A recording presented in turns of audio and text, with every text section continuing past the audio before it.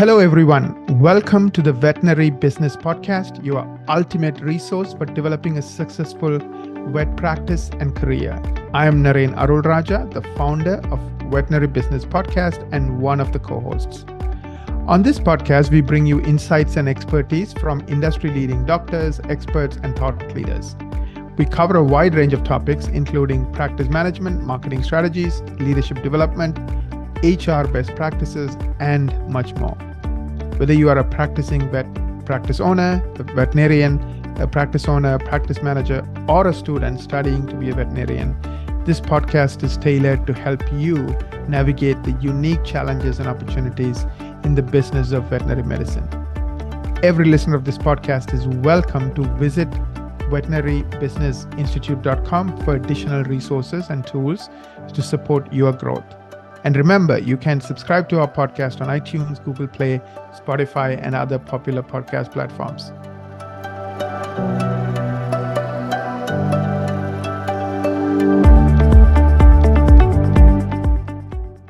Today, I'm excited to talk to Jennifer Dyrek, who is the CEO of Veterinary Team Solutions, about the power of networking in a veterinary business.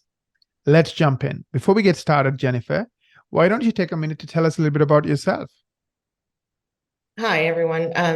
As he said, my name is Jennifer Dyrek. I have been in the veterinary industry a little over 20 years. Started out with managing and consulting, and now I'm the CEO of Veterinary Team Solutions. We are a corporate office for hire. We don't buy practices, we just help support them. And we have teams of veterinary technicians throughout the country for relief. So I understand Veterinary Team Solutions is all about helping practices when they are short-staffed. So let's say somebody went on maternity. Is it like really short-term, like 1 or 2 days, or is it a little bit longer term? It can be either. So we've had some of our practice clients have used us, 1 or 2 days and then not again for a year. And then others will use us when they're trying to hire and they have a couple of positions open. So they'll use our relief teams for a couple of months at a time, and then whenever they need help. So perfect. So I really like this topic of the power of networking in the veterinary business. So let me start by asking the obvious question. How does networking help a practice owner / manager?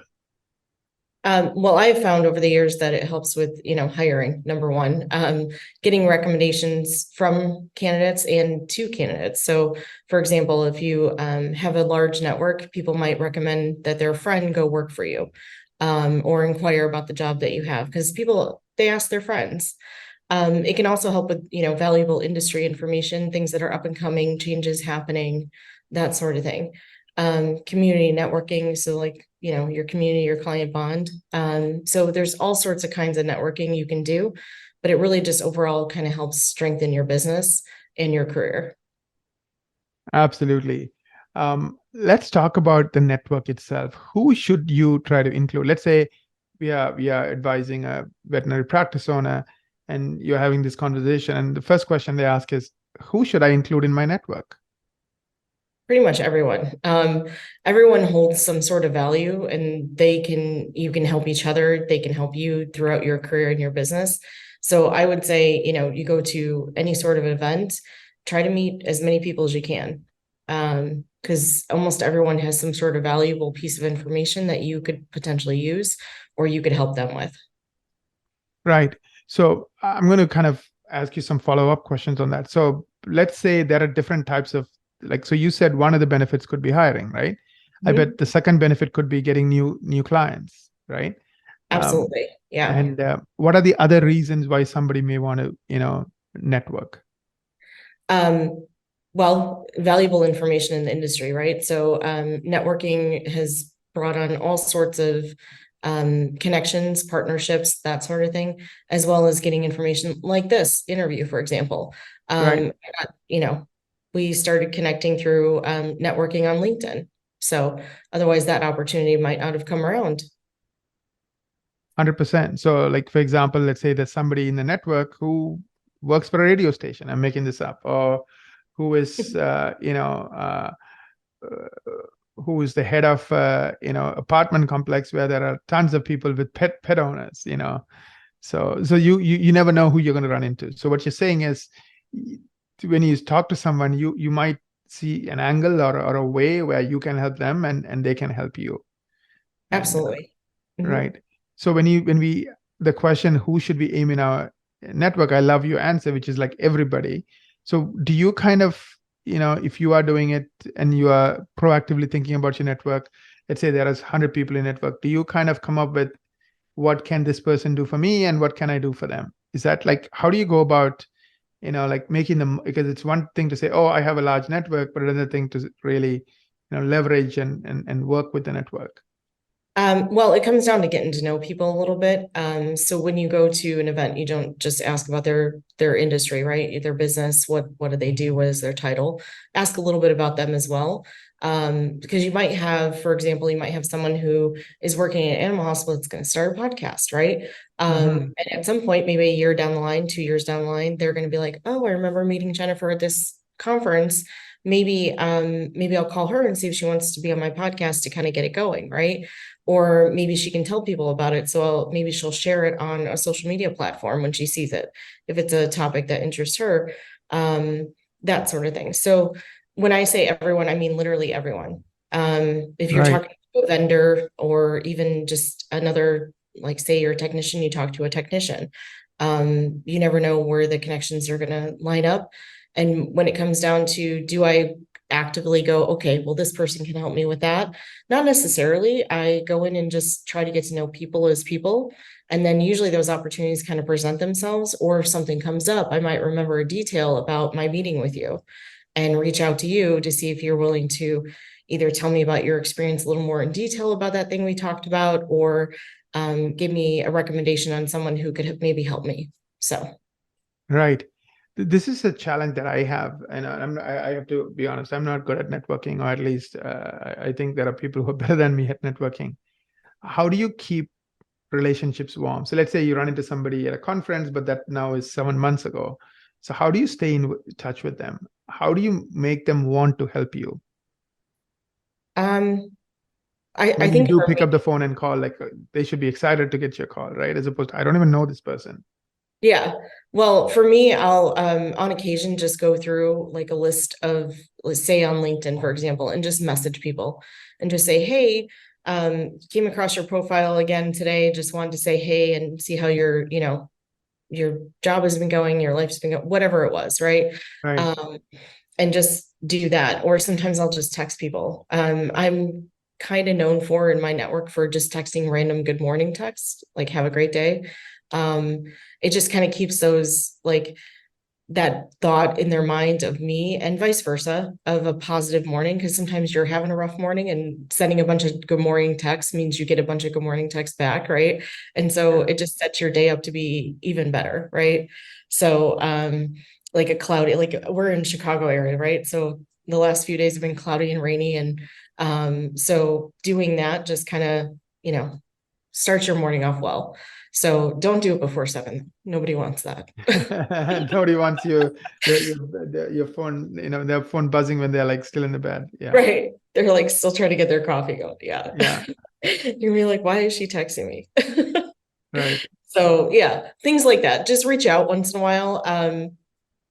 Or when you do, say it's been a year, right? And you want to start rebuilding or reconnecting with some of those connections you had, go back around and just message them in any details that you remember about the conversation or the connection that you made.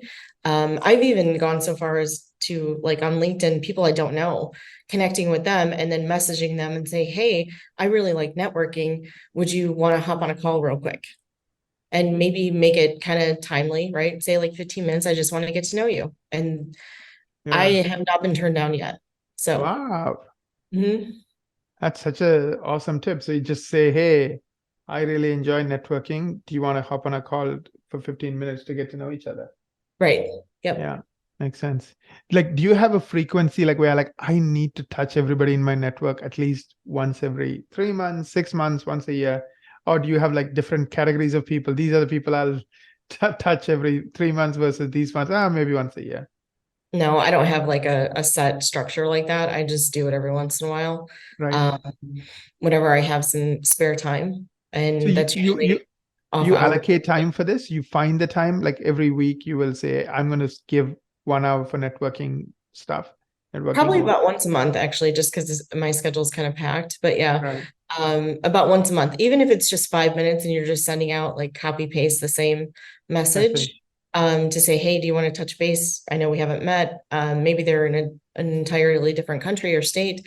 And you just reach out and you're like, hey, want to hop on a call for 10, 15 minutes? I'd just like to network and wanted to get to know you. Profile sounded interesting, and just go Right. from there. Um, and then that way for the rest of the month, you have calls lined up for about 15 minutes because everybody can find 15 minutes in their schedule. Yeah. Um, you know, even if it's only once a day or every other day. So I love that tip because it's a good way to grow your network. What about strengthening your network? What about, let's say you already have 50 people? What kind of messages would you send them? I know the good morning text is a great message, right? It works for people you already know. But any other kind of messages or any other kind of ideas to like keep those relationships warm? Like, for um, example, I'm thinking one just talking to you, like I might know somebody who's looking for a job and I know you want a veterinary practice. So I could just send you, text saying, hey, I know this person who's looking for a job at a veterinary office. I just thought of you. If you are interested, I can share his or her details. Would that be a good example of a text or a message? yeah, I would definitely send that message. That would probably make a lot of people happy if you know someone. So with the state of the market right now for veterinarians and jobs. So yeah, I mean, you could send that message or you could say, hey, are you hiring or do you know someone local that's hiring? That kind of situation, like say it's a practice manager job, which are a little less in demand than veterinarians. Yeah. You can say, hey, I got this great practice manager that might be looking to jump ship, wants to put some feelers out, but quietly, do you know anyone? Mm, And most of the time they won't, but on occasion they will, right?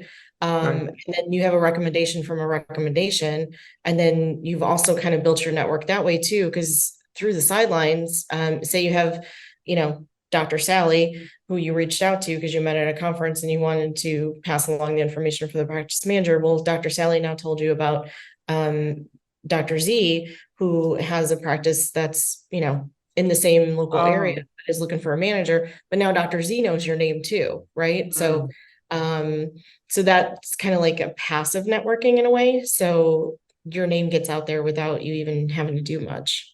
right. Um, so somebody else kind of knows you but doesn't know you, but now Right. knows you're a potential resource for them. So they might look you up. Perfect. So I guess the key thing for networking, if I had to remember one thing and one thing alone, is it's all about what can I do for you. The more I think about what can I do for you, the more they're going to reciprocate. The more they're going to take your call. The more they're going to do things when you need them to do things. Is that a good way to think about this? Yes, absolutely. Yeah, because it shouldn't be self-centered focused. Right. Um, as what can they do for me more so in what can I do for them that might also potentially benefit me? Why Right. not? And if it doesn't, maybe it will some other time, or maybe it will for somebody else. That's brilliant. Um, so if I was new to networking, let's say I'm a practice owner, practice manager, I'm new to this. I have never done it. Where do you think I should get started? Well, I would get started at CE events if you're, brand new to doing this. You're already going to have to attend them more than likely, right? So, I mean, you can do some virtual, but in person, if you really want to start networking, LinkedIn, absolutely need to have a LinkedIn profile and take a look at it both on desktop and mobile. Like a lot of people use their mobile, but if they're looking to hire for career base, they're going to be on their computer doing that, right? So you want to see what your LinkedIn profile looks that way, and then start asking for recommendations. So don't just be on LinkedIn and like connect with those 15 people that you know, actually do something on there. Whether it's, go through and list all the people you can think of names and ask them to connect, as well as anybody in the local industry that you could possibly connect with on LinkedIn, but post once in a while too, or just share something if you don't want to create your own post. So you can share something you saw on LinkedIn that you thought was kind of interesting just to kind of get your profile out there a little bit, and then start messaging people once you make those connections. But networking events, like if you go to a CE event and you see someone sitting alone, walk up to them and ask if you can sit with them. Maybe Mm, they're nervous about being there. Maybe they're new to the area. Maybe they're new to the industry. But now you've also kind of made someone's day, right? Because they're not sitting alone and the event is a little more positive for them because, you know, there's someone sitting with them and maybe talking to them. Even if you're not going to end up being best friends, that's okay. They still have a positive experience with you. And then your experience at that event is a little more positive too. And you're building your confidence with networking. Because I find a lot of people get nervous about networking because of the confidence piece. So that can play a lot into it. And a lot of times it stops them from even trying. And some of these events, people are there to, they're there to get their CE credits in education, but they're also there to meet people. So if you're going to a CE event, talking to vendors, introducing yourself, and then asking them something about them. So something as simple as, how is the event going for you? Like, how is this event going for you? You can simply ask them that. And that's a little more sort of personal side and sort of more conversation making than just them telling you about a product you maybe already know about and use, right? So talk to the vendors. That's a good way to build your confidence too, because once you get talking to vendors a lot, talking doesn't seem so scary when it comes to stuff. Because they're really good at it, right? They'll definitely talk to you for sure. That's how they're hired, right? They're hired to be really good with people. So yeah, exactly. So, and if you go to a CE event and you go with a group of people, say like half the people from your practice go, right? Veer off just a little bit. Doesn't mean you have to abandon your group, but veer off just a little bit. And invite like the person sitting alone, just be like, hey, do you want to come sit with us? Yeah. More than half the time they're going to say yes. Or, you talk to a vendor or talk to someone who's throwing the event or who's working the event. Don't take up too much of their time because they're probably crazy busy, but just say hi and introduce yourself. Right. And then, of course, take down their phone number and follow up, right? Or have hey, let me get back to you when I get back in town. I would love to talk more. And I know we don't have enough time. So create some way to just keep that relationship going. Right. You can even connect on social media. Like that's another reason like LinkedIn is so great. And you can go in there and just be like, all right, I met this person. I'm going to see if they're on LinkedIn and connect with them and then message them and say, hey, it was great to meet you. I'd love to get to know you a little bit more just because we didn't have a lot of time to chat. Right. So. Makes sense. Are you an introvert or an extrovert, Jennifer? So I get that question a lot. So technically I am both. So I'm introverted at home because I recharge by, being alone, quiet space, thing. But at work, I'm really extroverted. Like I get fired up by talking to other people. So I get excited about it. Yeah. The reason I asked that question is if I'm an introvert, right? Like what would I guess talking to vendors, anybody can do, right? That's probably the easy low hanging fruit that anyone can start with. But even doing it like the reason why I push social media a little bit for networking is to kind of build your confidence a little bit with that. Like people reach out to me, I'll message them. Yeah, so, exactly. Like you send messages to, I think the key is not to get disheartened when somebody doesn't, respond back, right? Just don't take it personally. It's just the numbers game. Exactly.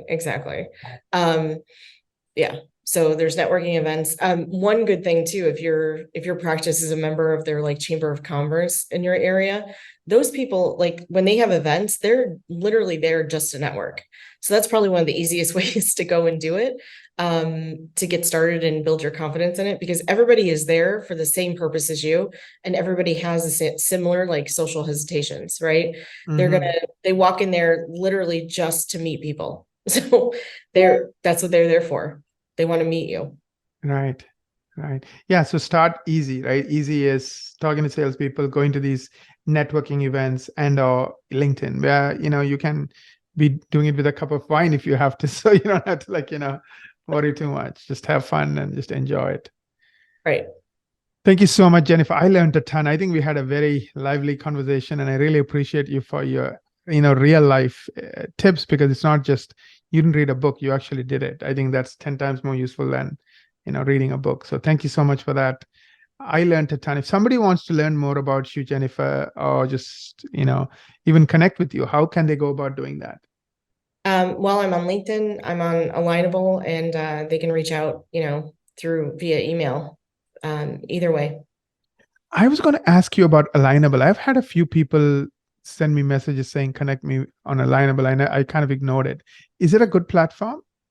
I think it's like one of those up and coming business to business ones. Okay. for networking specifically. So it's been slow going to get started, but aren't they all? I mean, LinkedIn was around forever before Yeah. it really took off.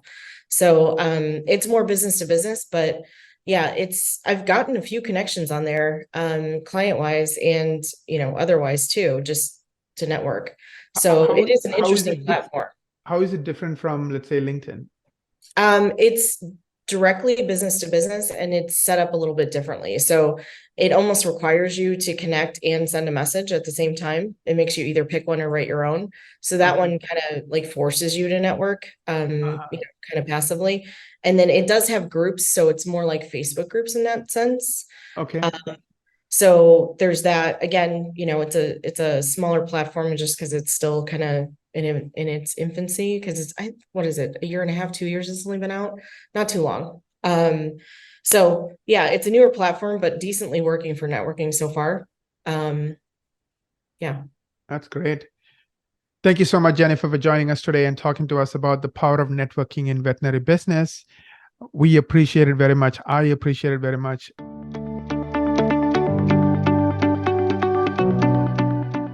I also want to take a moment to thank our listeners. We appreciate each and every one of you. We cannot do what we do without you.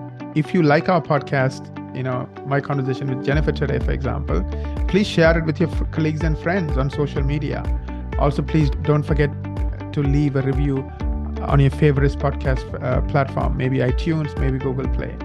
Your reviews will help other doctors and practice owners find us. Until next time, keep striving for excellence and making a positive impact in the lives of your patients and pet parents.